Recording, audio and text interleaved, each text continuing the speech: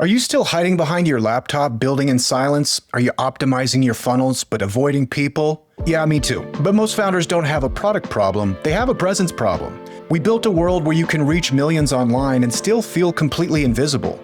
But the founders that are pulling ahead right now, they're not louder, they're closer. They're putting 10 to 20 people in a room and doing what no algorithm can, making them feel seen. Maybe we stop thinking about events like logistics and start thinking about them like product designs. Who's in the room? Why are they there? What do they feel when they walk in? And who do they become when they leave? Because one perfectly curated room can outperform 10,000 impressions. Not awkward networking, not grab a drink and mingle. You engineer moments, you create surprise, you create connection, you create memory. And suddenly you're not chasing opportunity anymore, it's walking right towards you. So the more we automate, the more valuable human energy becomes. So I'll ask you, are you building something that people scroll past or something they'd cross the city to experience? Welcome to AI for Founders, I'm Ryan Estes. And today you're going to learn how to turn events into a growth engine, how to design rooms that curate real outcomes, and why human connection is becoming the ultimate competitive advantage. This episode is for founders who are tired of being online and ready to become unforgettable in real life. Featuring Virginia Frischkorn. And if you want ideas like this every week, go to aiforfounders.co. It's where founders go to think better, build smarter, and move faster. It's a free newsletter, it's sharp, and it compounds. Subscribe before your competitors do. And if this hit, please leave a podcast review like you're introducing this show to someone who needs it. Now, if you're building something great but nobody's paying attention, it's not a product problem, it is a distribution problem. Inboxalchemy.co is the #1 distribution motion for founders. They help you build a high-signal newsletter that actually grows your audience, your authority, and your pipeline. Owned audience. This is weekly founder-led content. 20,000 targeted subscribers in your first 6 months, because the real flex, it's not going viral, it's owning the relationship. Go to inboxalchemy.co and start building something that lasts.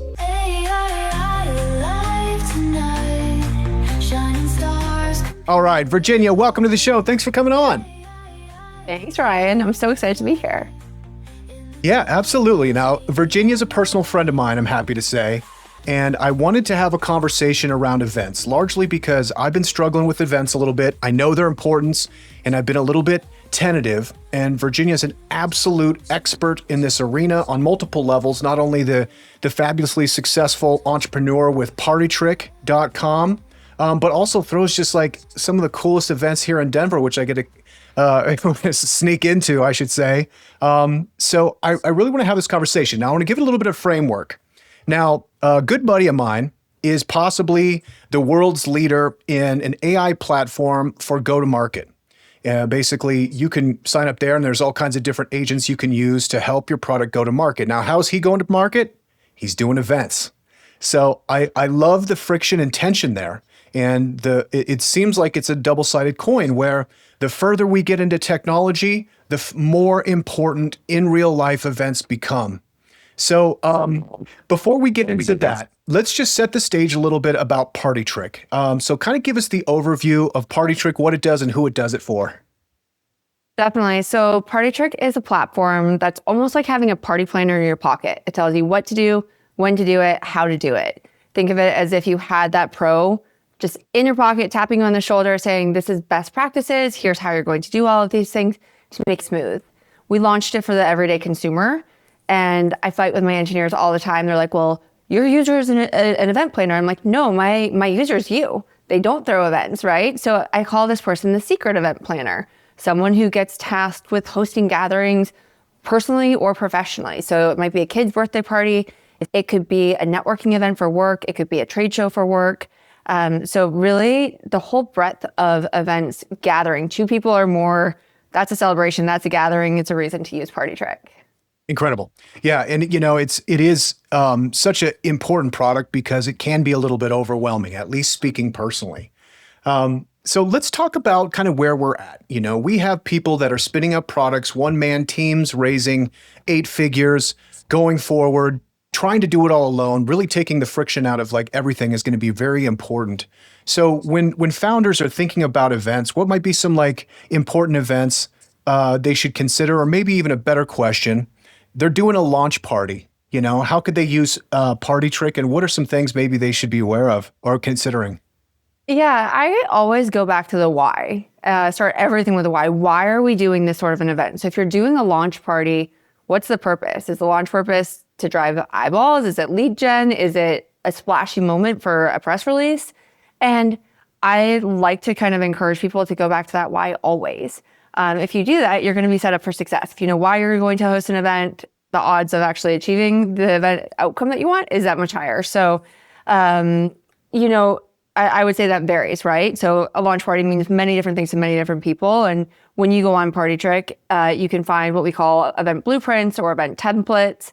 And you then curate your gathering, and from end to end, how you're going to gather, where you're going to gather, start curating that guest list with that intentionality in mind. We don't kind of like thread the intentionality between, but it is something that I message over and over. If you go back to the why, you're going to be set up for success. So how you're curating the room really changes if you want customers versus if you just want press. Or, you know, we have a client that we're working with for an event on a service and software related side, and she's launching an entire event series. She has a pretty big podcast in the lifestyle dating space. And so this first event, she wants to hit many different buckets of people. She wants press, she wants other influencers, but she also wants to be taken seriously outside of that kind of creator world. Not that there's anything there. It's just like she's got a very traditional creator background. And so we approach her event with intentionality of the guest list and the experience that they're going to have. I think a lot of people are like, oh, let's just like throw people in a room and see what happens. But the curation that actually happens is easier now than ever, but more important now than ever as well. Yeah. Yeah. And I can speak kind of anecdotally about my own personal experience. It's like, you know, as kind of personal branding becomes more and more a differentiator between products and tools and services, like who you are really matters. And so a lot of what we do is trying to, you know, put our tentacles out into the world, which honestly, you got to have like a pretty tough skin because you're going to get a lot of rejection that way. The appealing thing about events is it becomes almost like magnetic. It brings the people you want to you, you know? And so kind of like reverse engineering those outcomes is like a lot of times can be very successful, and you see people do it very skillfully. But it's also like a task that you get better with time. You need the reps. You need the reps like anything else in life, for sure. Yeah. And I got some great advice from you because I was thinking, I was like, oh, Virginia, I'm thinking I want to do a conference. I can see like a 3-day conference, and I want it to be about technology and medicine and, you know, what are the bleeding edges with peptides and psychedelics and all that. And in my head, I can see myself there with a lanyard, and there's some like purple lights over here. And you're like, hey, let's scale it back a bit. It is. It's starting with those little moments of success, something small, practicing and practicing. You know, as you all hear, Ryan and I know each other personally as well. I was telling him about a situation with my son, and my son was practicing, and he's 11 for perspective, and he was practicing a pitch, an apology that he had to do. So he was doing it in a couple of safe spaces first before he had to do the big thing. And I think it's really easy as adults to be like, oh, look, I know what I'm doing. I can build this massive company. I can just throw a party. It's a party. Now, what I've got to say is go back to kind of the advice you'd give a child. Start really simple. Start with something basic. Build your confidence up. I find that people at events read the energy on the host. And there's actually a pretty prolific, quote unquote, host who I've been to a handful of his parties and his gatherings. I will tell you, they're awkward, they're weird, because for a while in the beginning, he couldn't figure out how to be a gracious host.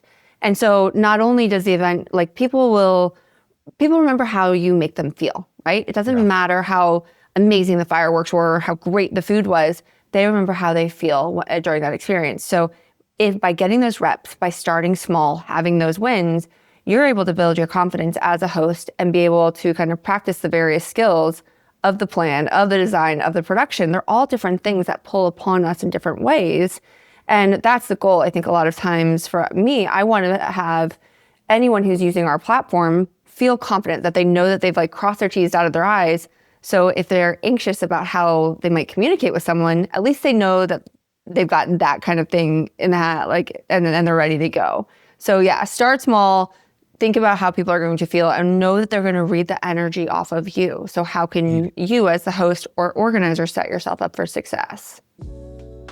This episode is brought to you by a dangerous idea. It's called reading, specifically the AI for Founders newsletter. 47,000 founders strong now, and it's the good stuff. No top 10 AI tools that will change your life written by someone who doesn't ship product. It's just real breakdowns of what's actually working in AI. Who's raised, who failed, who pivoted, and which founders quietly built $1 million in ARR while everyone else was arguing on X. It's written for people building with AI. Every week you get tactical frameworks, unfair advantages, breakdowns of real companies, and the occasional existential question about whether your startup is intelligent or just well-branded. It's free, it's sharp, it might mildly offend your current workflow. Go to aiforfounders.co and subscribe before your competitor does. Because the only thing worse than being replaced by AI is being replaced by a founder who reads. That's the newsletter at aiforfounders.co. Now back to the show. This episode is brought to you by MoBurst, the AI-first growth engine trusted by iconic startups like Calm, Robinhood, Reddit, Uber, and Google. MoBurst is a digital full-service mobile-first marketing agency that helps companies to scale and become category leaders. Whether you're finding product market fit or ready to accelerate growth, MoBurst delivers creative, data-driven solutions that help with scale and efficiency and impact. At MoBurst, we're not just guessing what works, we're predicting it. As an AI-first agency, MoBurst uses cutting-edge tools to analyze user behavior, adapt creative in real time, and uncover hidden growth opportunities. The result, marketing that's faster, smarter, and built to convert. From early-stage startups to global brands, we've helped hundreds of companies overcome complex challenges, unlock new audiences, and optimize every metric that matters. At MoBurst, we believe that creative thinking, advanced technology, and data are the core drivers of success at scale. If you're serious about scaling your business with precision and purpose, it's time to talk to MoBurst. Visit moburst.com and let's build something category-defining together. And ultimately, that's going to be kind of having mastered your domain, or that the reps give you that presence. I've got a little bit of experience with that. In a former life, I was a promoter, and I was a music director for a jazz club in Denver called Dazzle. I was the founding music director there. And so I was doing 13, 14 shows a week, and you start to get in the pocket. And there was just one time, just a quick story, where a band was playing, Future Jazz Project, great, young guys, I guess we were all young. And they did kind of like a jazz hip hop fusion kind of thing. Anyway, place is packed, great energy, great vibes, and the power goes completely out. Power goes out and everyone kind of stands up and like they're like looking around. And Dazzle at the time was like a hole in the wall. Like it's like a closet. So it was pitch black, except on the bar, Dazzle had like nice aura, and it had all these like little candles, in like the little candle jar or whatever. Yeah. And so everyone looks at me and like they're starting to leave, and I just like picked up one and just like held it up above my head, and then everybody else did. And then the band started doing like this drum circle thing because, everything else was electric but the drums, and it just turned into this like amazing party for the 2 hours. Lights come back on. But I could tell at that moment, like everybody turned and looked at me because I was by the door, and I was like, oh man, we actually need the revenue from the rest of the night. So like, I got to keep them around. So it's just like being cool, letting you know that I'm okay, they're okay. Everything worked out fine. I will say, I think that having kind of the plan dialed allows you to pivot in that moment, right? So You knew that everything essentially was taken care of, and your job was putting out the fire, or using the fire to your benefit in that case, to actually bring it to life. And so when I was planning prior to starting Partytrick, I was in the live events production business for like 18 years. I did several $100 million of events, these kind of $500,000 to $5 million massive events, as well as, smaller ones as well. And what I will say is, if things were planned, if you had them taken care of, you're able to roll with the punches. You're able to roll with the things that go wrong, because in anything live, whether it's music or entertainment or a party, something will go wrong. You can't control it all. And so how well you are like planned allows you to pivot and roll with the punches and just get creative. And remember that, and this is something I always tell our clients, no one really knows what's supposed to happen besides you, the organizer. So if a banner doesn't show up, if swag doesn't show up, if something goes wrong, maybe that was planned. Maybe it was supposed to happen that way. No one remembers. And so if you respond calmly, coolly, collectively, like pretend that you're a duck, make like a duck with the water roll off your back, you're that much more inclined to honestly just trick everyone else in the room and let them have a good time. Like that's what it's all about. It doesn't really matter on those little details. Don't sweat the details. 100%. And you should expect probably 10 to 20% of like improvisation the day of the event, because that's just life. But if you're getting into 40, 50, 60% improvisation, it's going to start to look like Woodstock 99 or There you go. the Fire Festival or something, where you're like, oh my gosh, those guys are actually criminally liable. Okay, that's not good. So really the preparation on the front side is super important. Now, you're kind of on the front lines of what kind of events people are doing, and so like professionally, what are some successful events that you see kind of people organizing? It's been really interesting to see a whole range, and this goes back to 2010, roughly, when I started in this space, and people were doing things that were like a little bit more boring and cookie cutter. Social media wasn't a thing in the same way. And so what I've seen is a lot of evolution of standard parties, standard cocktail parties, standard boondoggles, which has all shifted and has become much more experiential. And so it might be a financial institution who's doing a wellness related event, right? It might be a technology company who is sponsoring a pickleball tournament or a paddle class, what have you. And so what we're seeing right now in particular is a lot of small, intimate gatherings, typically with some sort of an activity or something experiential. And even if it's something where it's like a panel conversation that then turns into a rave, there tends to be some component of, all right, well, let's have like a live tattoo artist, or let's have someone who's doing like face painting or what have you. And I know that sounds silly, but it really, like, we had an event that we powered recently that was all around needle pointing. It was for a wine company. And it was very in New York City, young influencer kind of girls. And it was very impactful, highly for them, social media worthy. It was a brand building, but it gets people working with their hands. And what I find, and this is a slightly different type of event, when you get people out of their comfort zone, and that's what more and more brands are doing. So put them into a sports related, give them breath work, give them a workout class, arts and crafts, a bouquet bar, their guard comes down a little bit and the level of human interaction is that much greater. And it's easier to go talk to someone and actually connect when you can actually participate in activity with them versus, meet someone at the bar.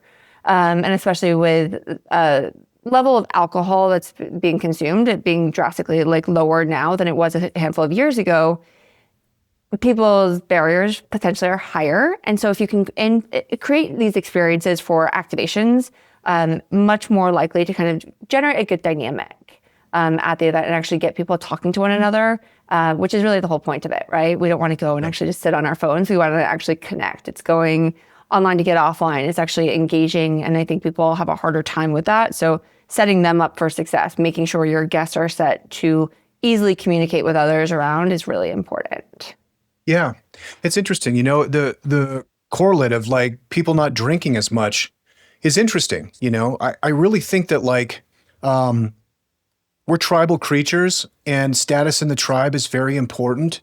And maybe for the first time, we're starting to see like physical fitness, which has always been very important, kind of reaching to the top of the hierarchy of importance within the tribe.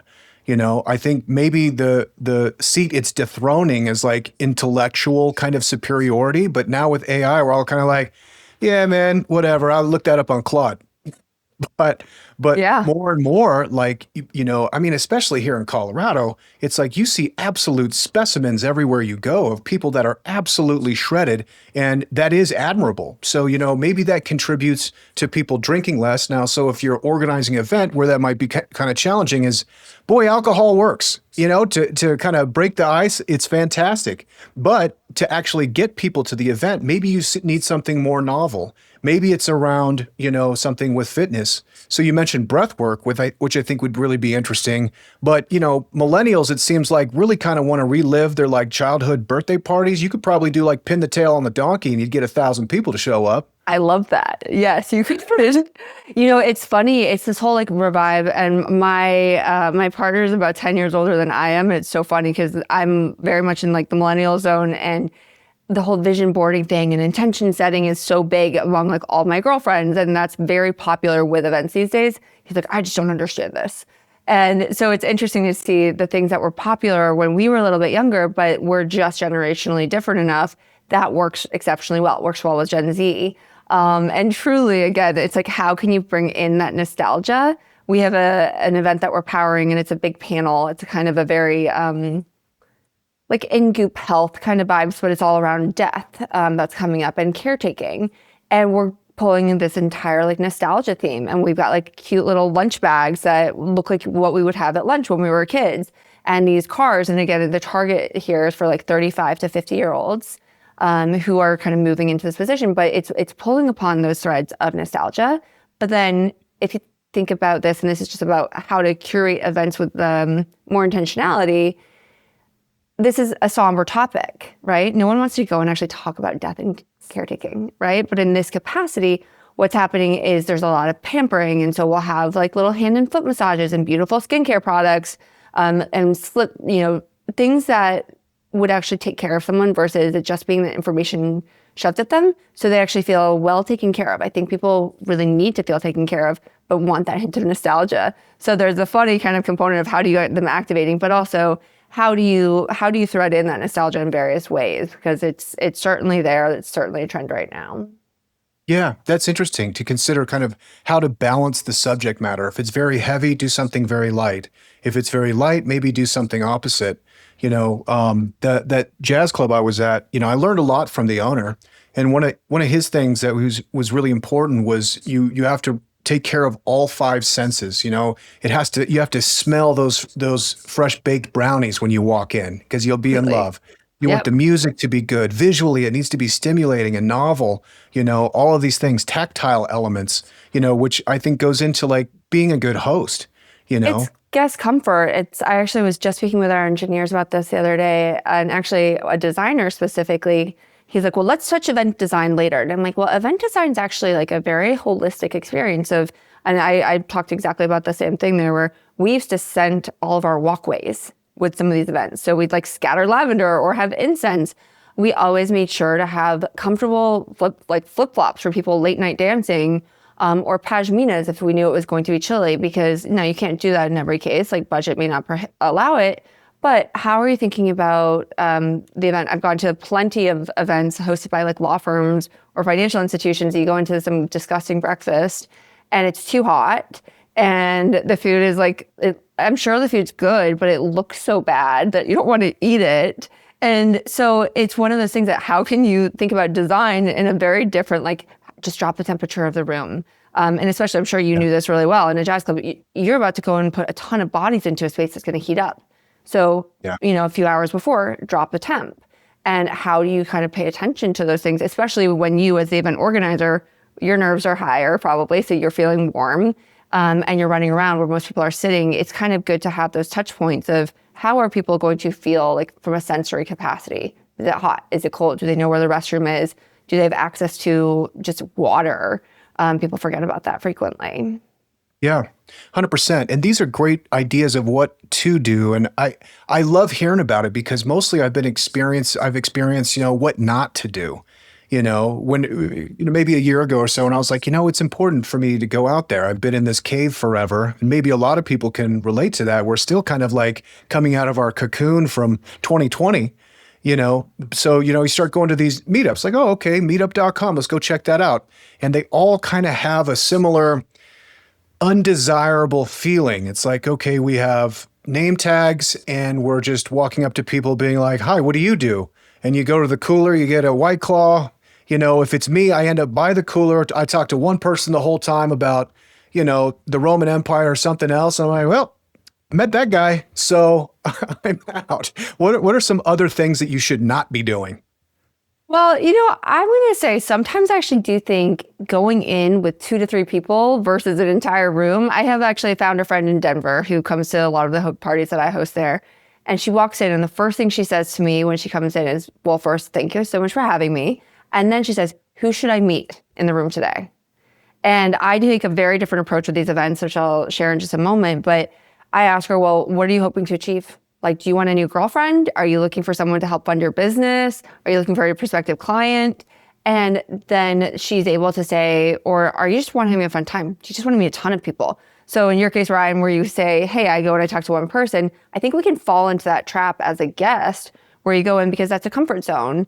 But the intentionality when you're showing up to these events is also as equally as important as those who are hosting. So if you're listening to this and you're going to a lot of events, think about like, why am I going to them? And how do I navigate the social dynamics?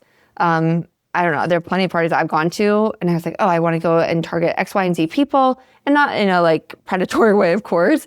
But, and I've also gone to others. I'm like, I just want to have a fun time, like with some of my friends. The approach is a little bit different in terms of how you go. And I will say, to just kind of like circle back to the moment, when I host, one of the things that I try to do and I encourage others is to really curate the guest list carefully. And I take an approach that feels like it's actually a lack of curation. I cast a really wide net with different people. Sometimes I'll host like a girls' night that is like the same group of girls over and over. And I'll tell you like, that's fine. It's comforting.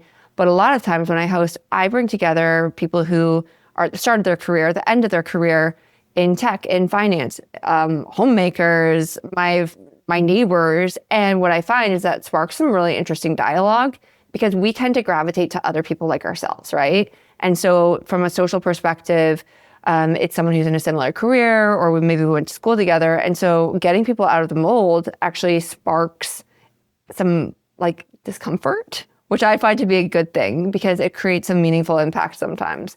So it's just another kind of like snippet of what to do when you're curating that list. Don't just go to your old standards.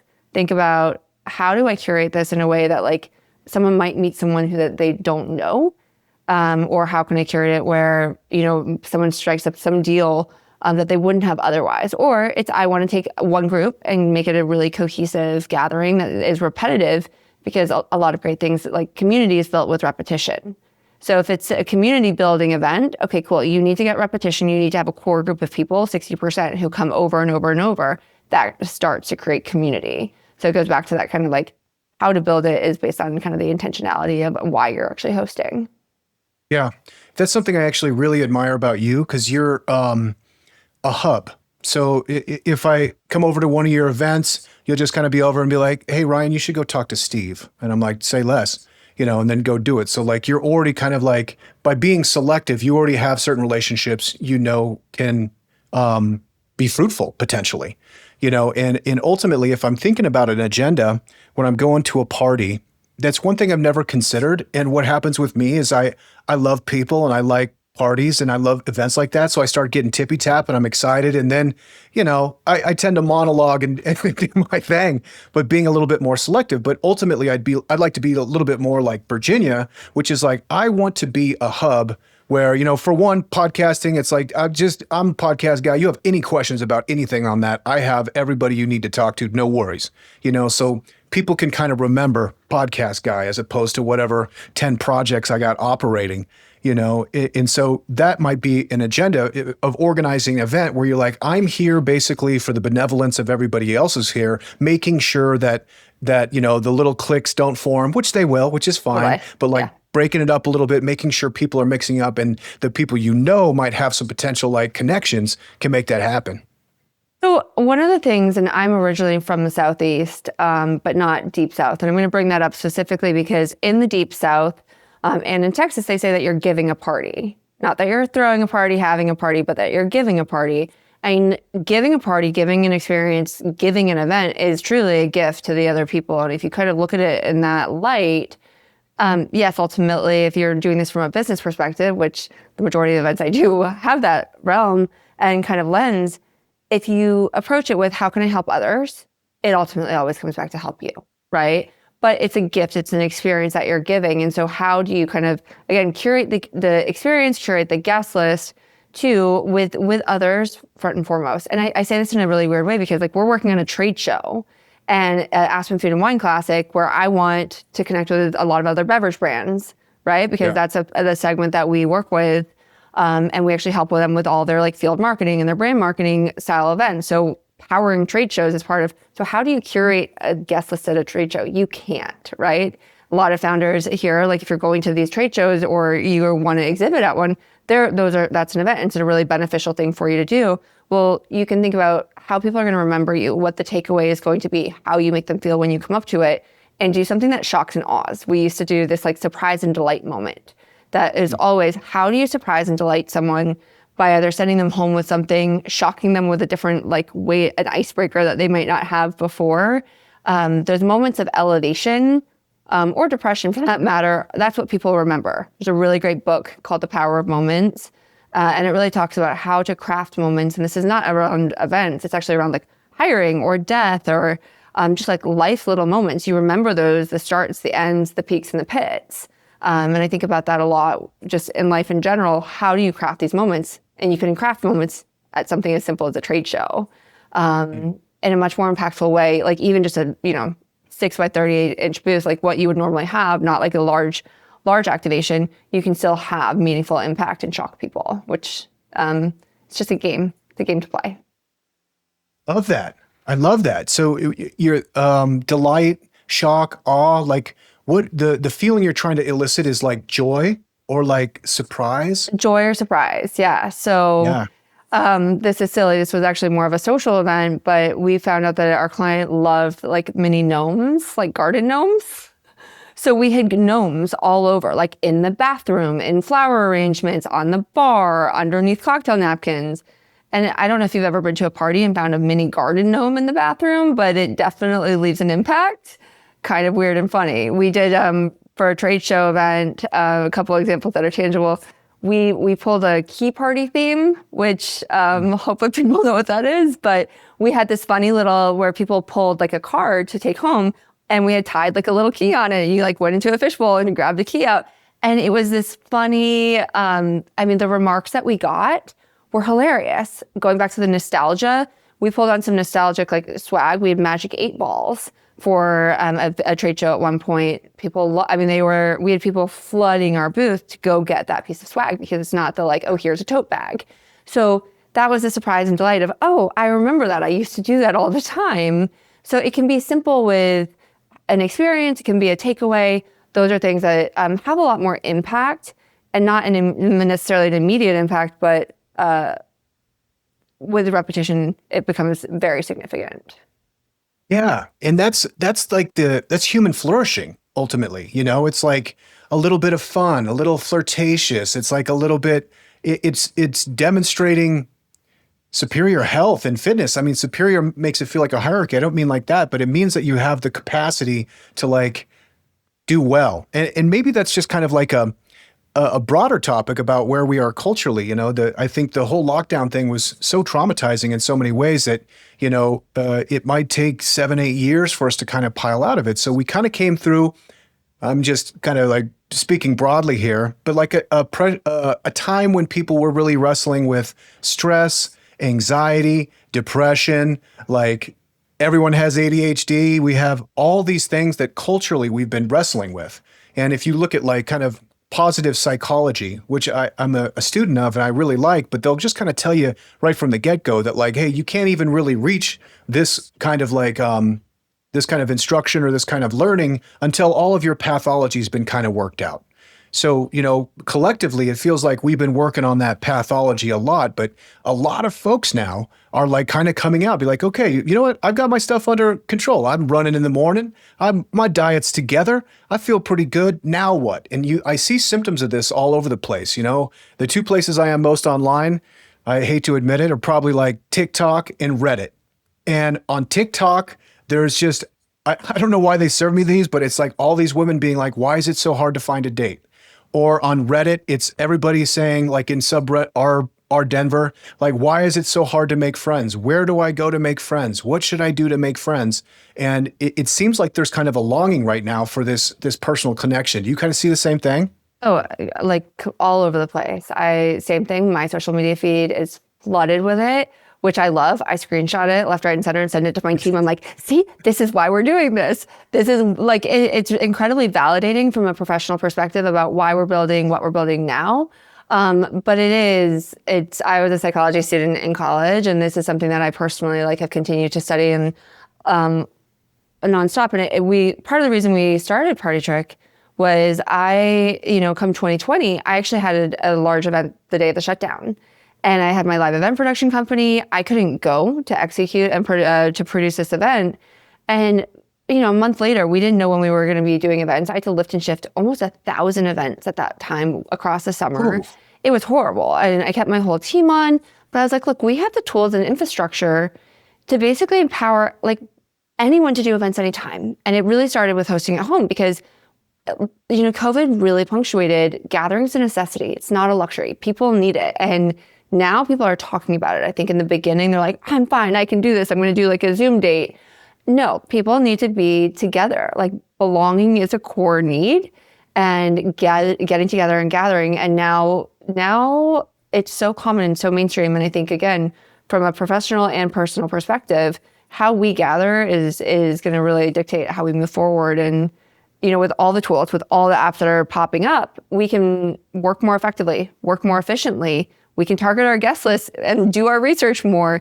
But hopefully you can then take that time saved or the access that you wouldn't have had prior and actually disconnect and go out and actually create these in real life experiences, because we say we need it, but now it's time to actually action that.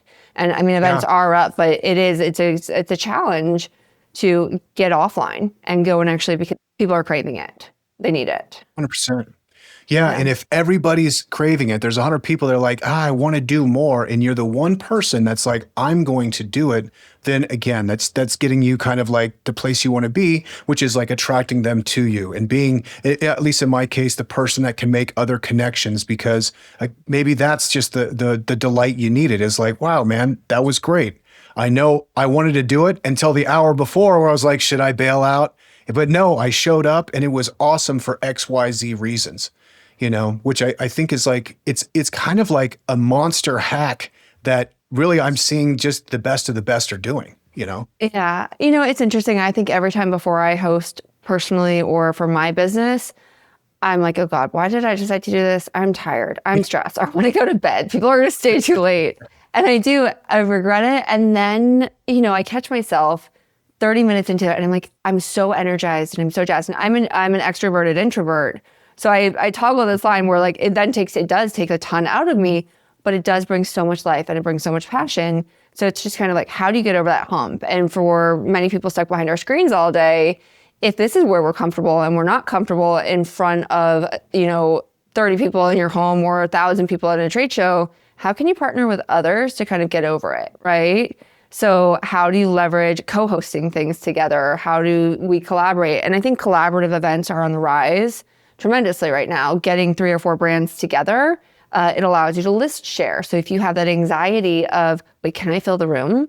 You can leverage the list of other people. And that's something that that's a common fear. Or can I host this? Can I bring it all together? You can divide and conquer. And so that's something that is really, I think because it's much more common now than it ever has been before, it's something I encourage people to think about. You are not on your own. One, you've got amazing tools out there that are like a party planner in your pocket, but you also have great brands and great other people who can collaborate and get creative together. And in that, it creates even a more magical experience. It's huge. And it draws like-minded people together, If you stand up, you're like, hey, I want to do this. And 3 other people are like, I want to do that too. You're like, okay, great. What do we got? It provides novelty into your life, which again, this is how you promote human flourishing.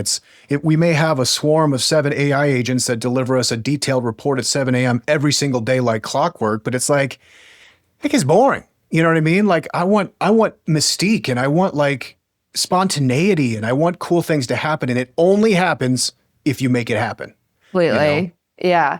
And I do think, again, it's you've got to make it happen or rely on friends and then start going to things, then start hosting them, start small. Like we said at the beginning, those reps really allow people to kind of ramp it up and then use your tools that you've built to keep it alive pre, during, and post. And I think that's where a lot of people look at events. We want that in-person connection. We want something that's memorable. And even those who can't come, Ryan knows this because he gets my emails on this.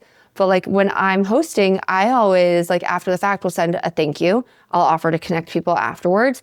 I try to send something, I hope he's gotten these, where like, hey, here's a playlist from an event, or here's like a value add. And so when I think about things that we've done professionally as well, just as a take home, like have that great experience, but send the follow-ups. You can craft them. We help send them out as well, where it's like, hey, here was a playlist. Here's something that like drives value to others and reminds them and impacts them about that experience. So if people can't be there, one, they get a taste of it, and then now they want to come to the next one.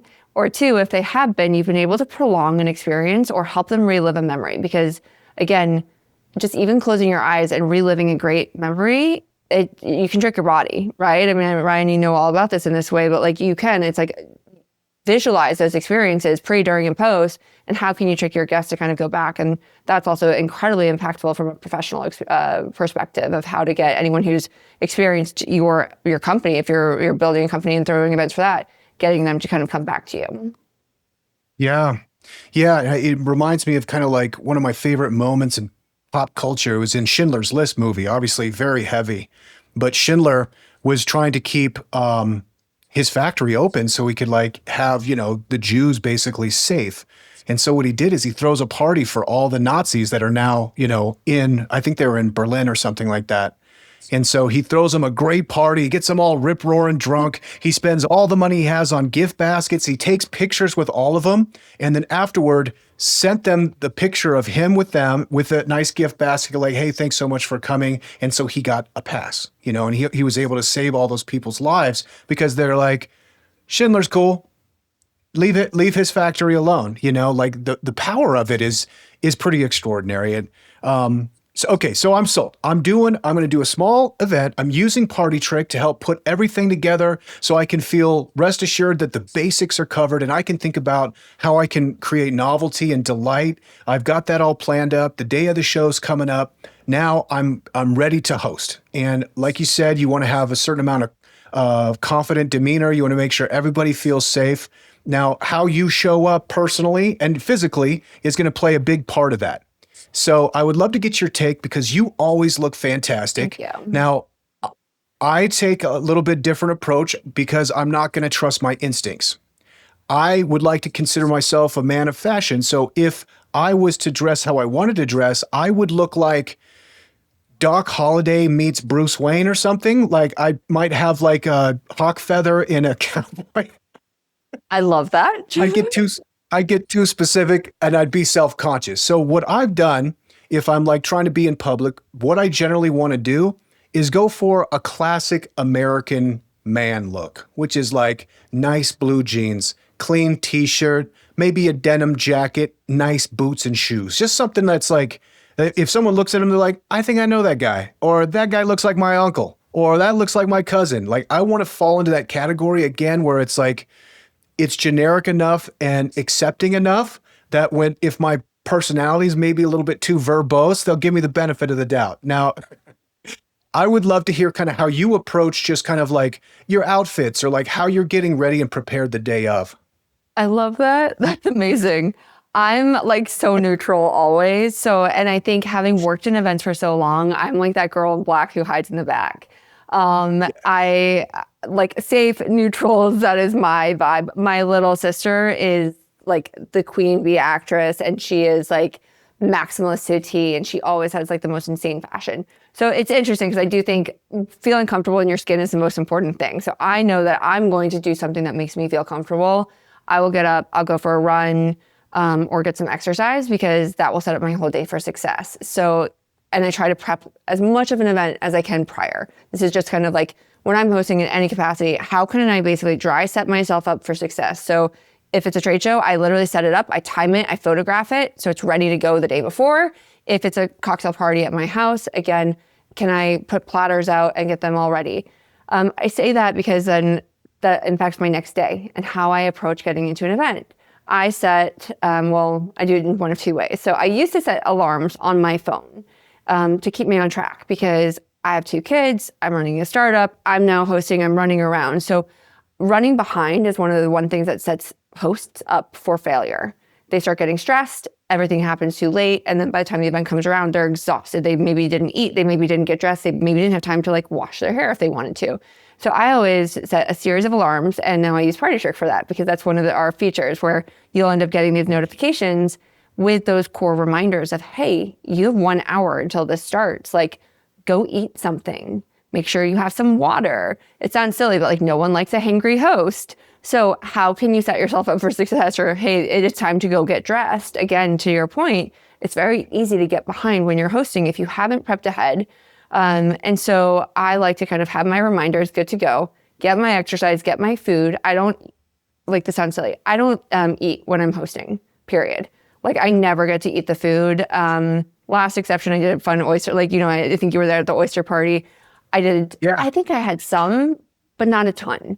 It's one of those things like I'll host a 16-hour event and I won't eat the whole day. So I have to make sure I eat before, shower before, and then making sure I'm comfortable. So again, the clothing that I feel calm, cool, comfortable in, I very rarely wear heels because I'm running around.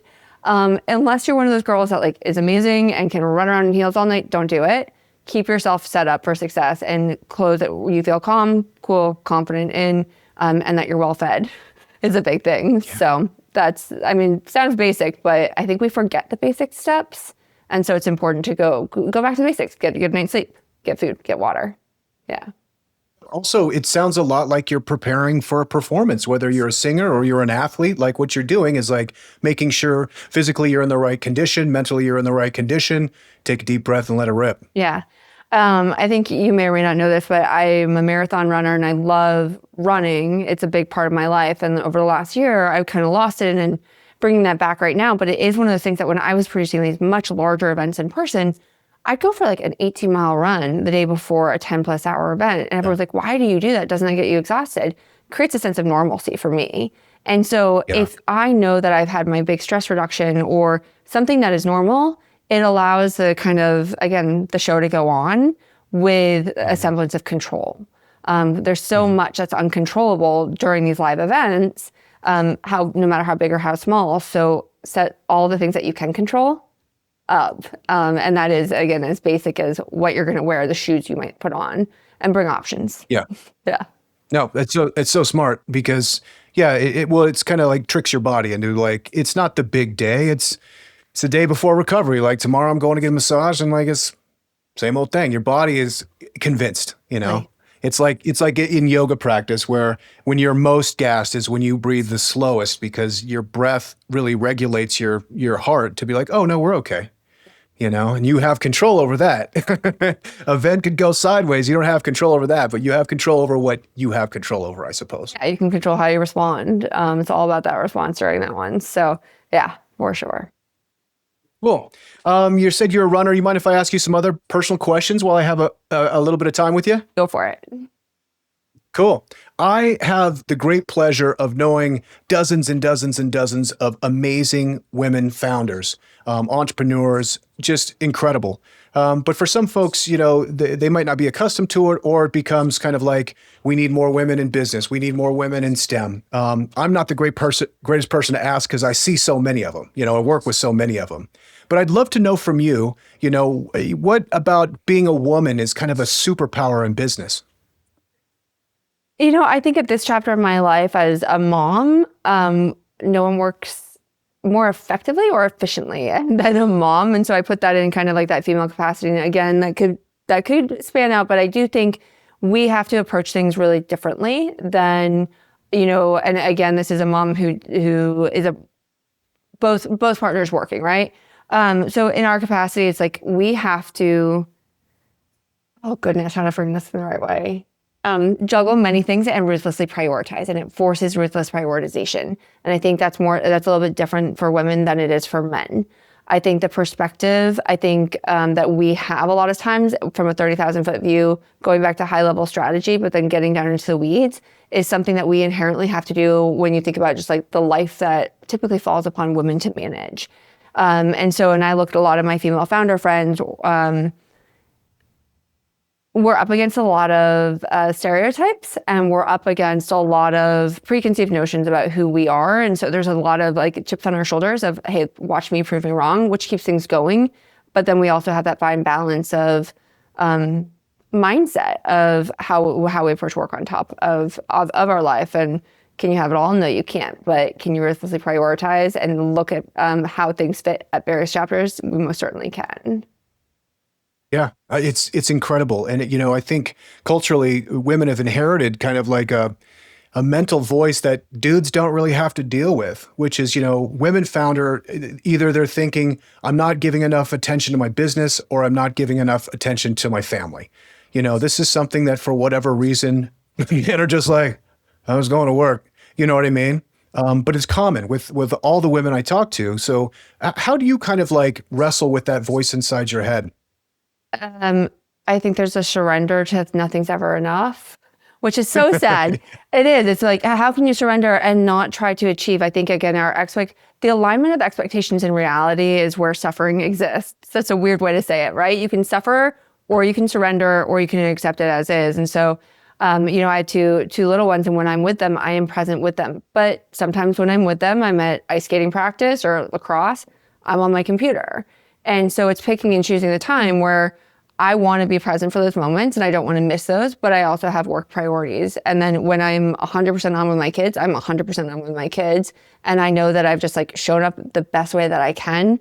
And the more I beat myself up, the more ineffective I will be either with the kids or at work. So surrendering to the fact that like it's never going to be enough and just let it go.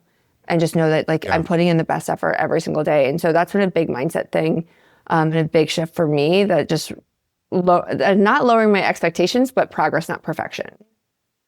Yeah, I love that. And that message, I think, is really universal for everybody, guys included, largely because, the theme of, 2026 is I feel behind, like everybody feels behind. And that idea of surrender, it's like, look, man, you're never going to get out of it. So you might as well surrender to be at the place you are, so that way, at least you're standing in your own 2 feet and you're there mentally.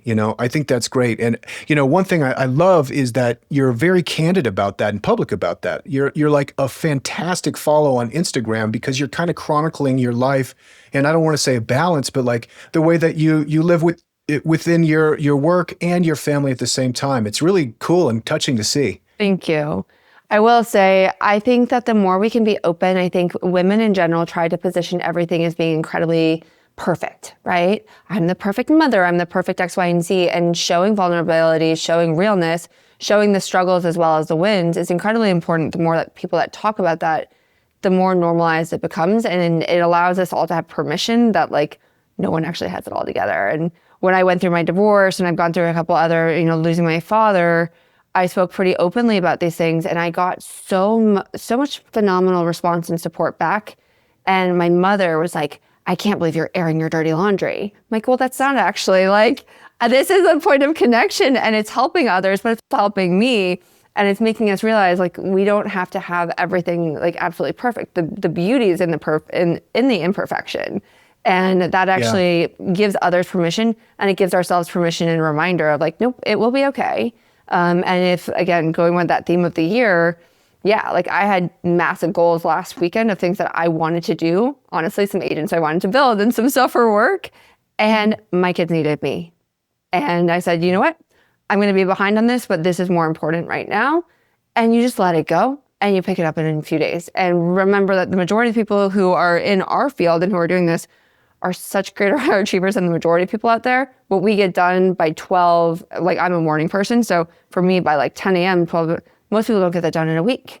So how can we have some perspective and actually look at things around and realize, okay, I might feel behind. I'm not as far ahead as some others, but I'm still doing really well. I think it's a good thing to remind ourselves. I agree, and it kind of taps into a lot of kind of what I want to do with the show, because I give it consideration of like, how do I want the audience to feel if they listen to the show? And I'm going to start wrapping delight into there. I'm going to have to figure out a magic trick or something I could do because that would be fun.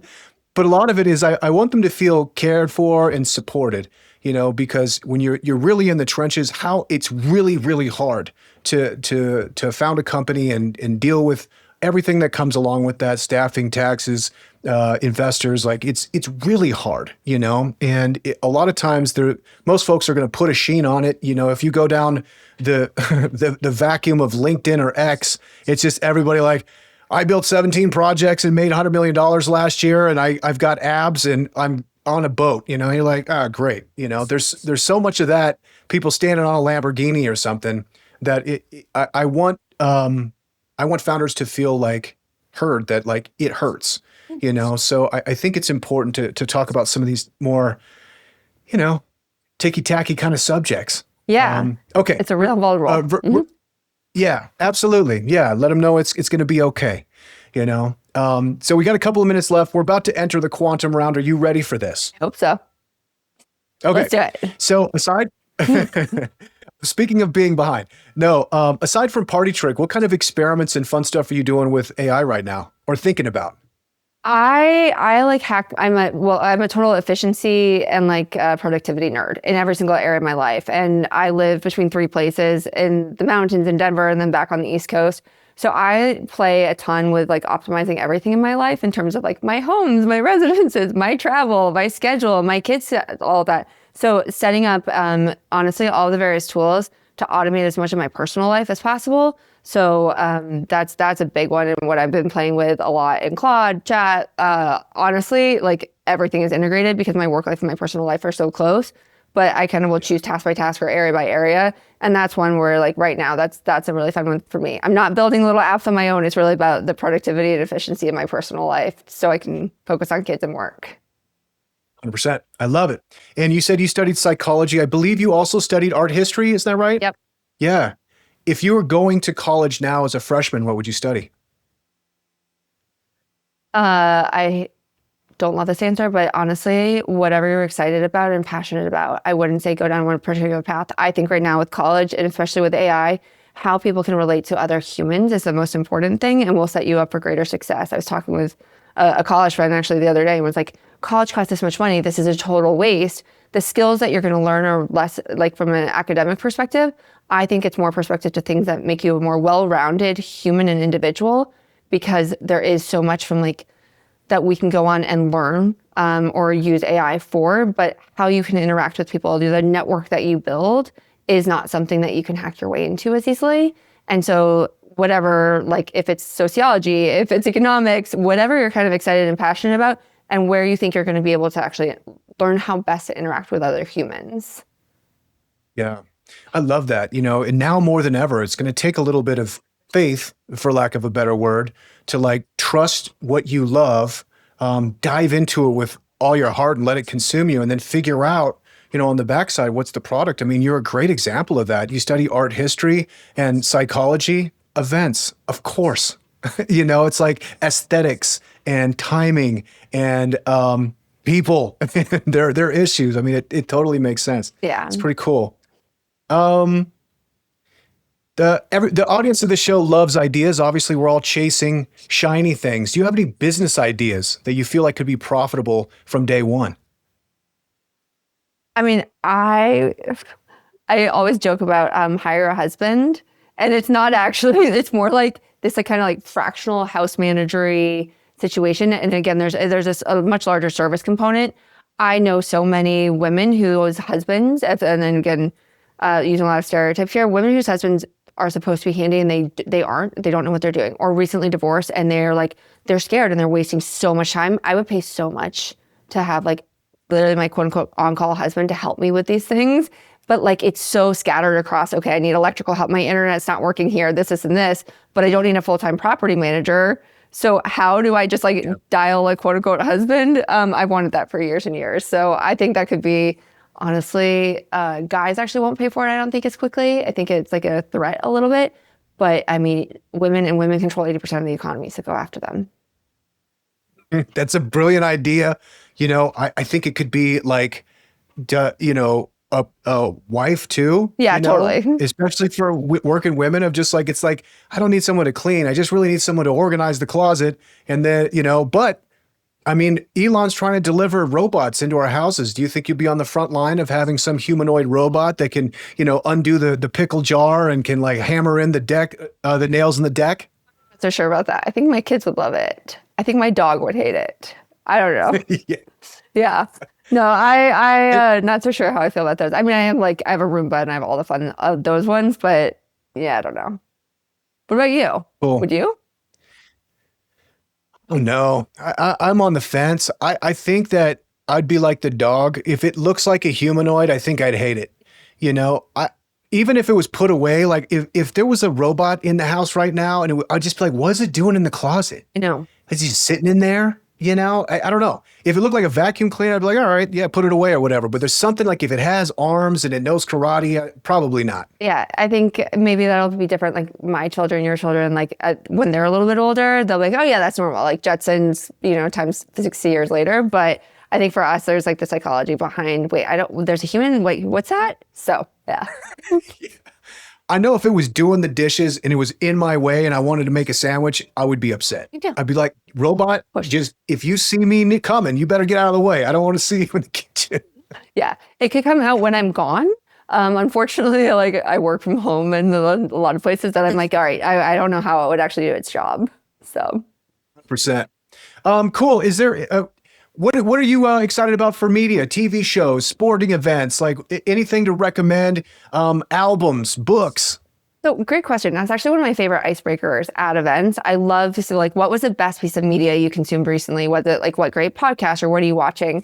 I'm watching Shrinking right now. I love it on TV. Like it's just so, from the psychological perspective, I think it's really fun to watch.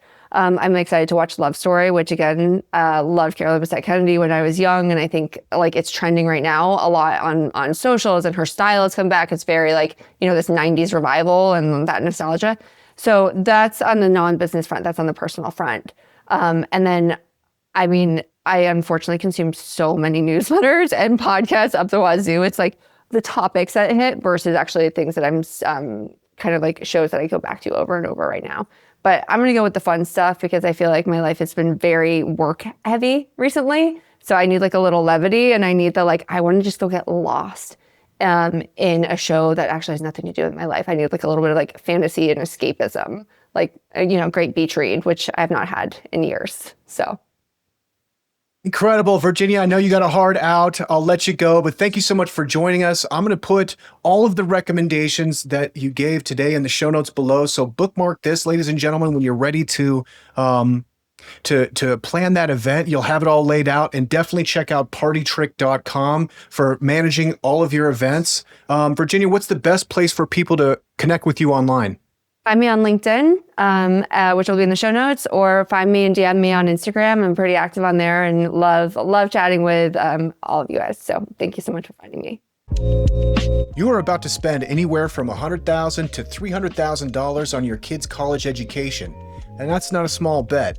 And right now, there's a very real chance that they graduate and can't find a job, not because they weren't smart enough, not because they didn't work hard enough, but because the job market changed and nobody told them. Employers are hiring AI native candidates, people who don't just know their field, but know how to work with AI at a professional level. And most colleges are not teaching this, not even close. AInativestudent.com is the program that fills that gap. It takes high school and college students and teaches them how to actually think and work with AI the way top companies expect on day one, so your investment in their degree actually pays off. You're already paying for tuition, housing, textbooks. This is the one thing that actually makes it all worth it. Go to AInativestudent.com because a diploma is a starting point. Being AI native is what gets them hired. That's AInativestudent.com.